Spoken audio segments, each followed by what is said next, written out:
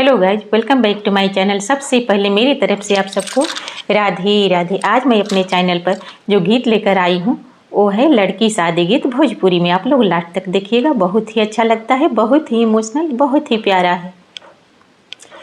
कवना करनवा पापा बोलते नहीं की, काहे लाला चार मानी जी।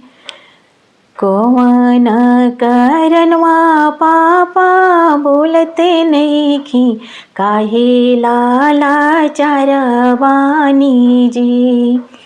कौना नगरिया जुआवा खेली ऐनी, हमरा के हारी ऐनी जी।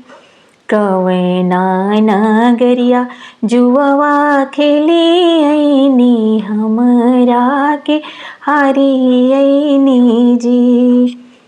कौन करनवा चाचा बोलते नहीं, काहे लाला चार बानी जी। कौना नगरिया जुआवा खेली ऐनी, हमरा के हारी ऐनी जी। कौने करनवा भैया बोलते नहीं, काहे लाला चार बानी जी। कौना नगरिया जुआवा खेली ऐनी, हमरा के हारी ऐनी है। कौना नगरिया जुआवा खेली ऐनी, हमरा के हारी ऐनी है। मती रोवा हमारो दुलारी बेटी, हम तला चार भैनी जी। मती रोवा हमारो सुंदर बेटी, हम तला चार राही जी। मती रोवा हमारो सुंदर दीदी, हम तला चार राही जी। समधी गली में जुआवा खेलानी त, तोहरा के हारे ऐनी जी। समधी नगर में जुआवा खेलानी त, तोहरा के हारी ऐनी जी।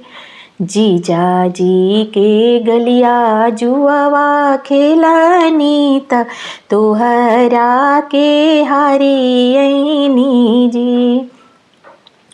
झर झर रोअतानी पापा जी, कुछो ना बतावतानी जी। झर झर रोअतानी चाचा जी, कुछो ना बतावतानी जी।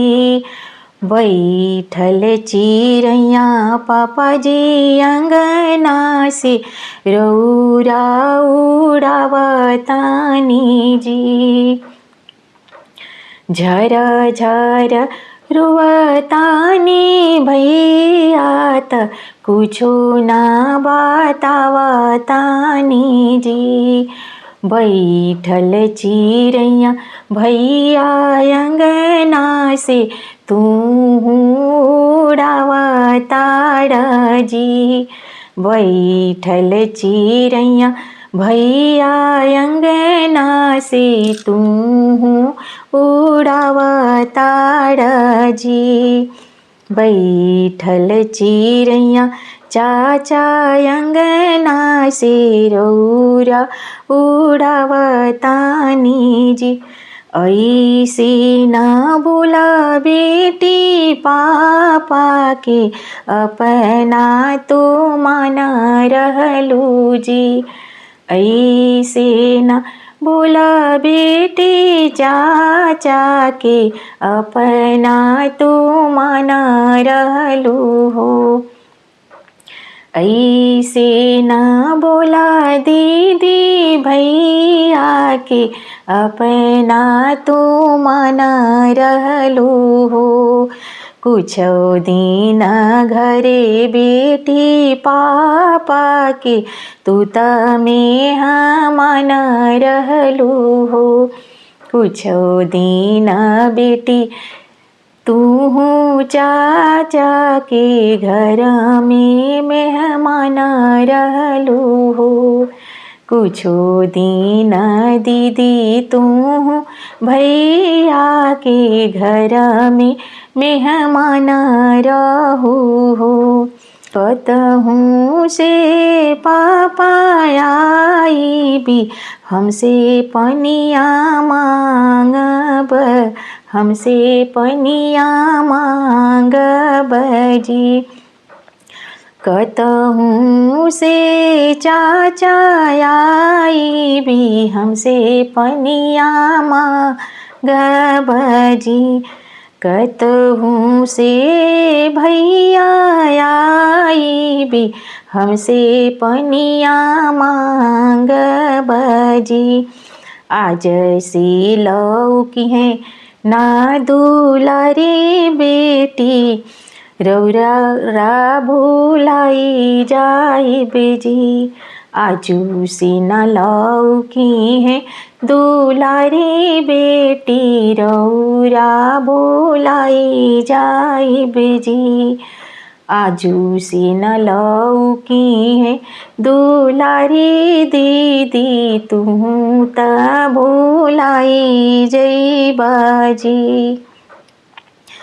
तू नाही जनबू बेटी पापा आजू से तोहर बिना पापा तोहरो कैसे रहे जी।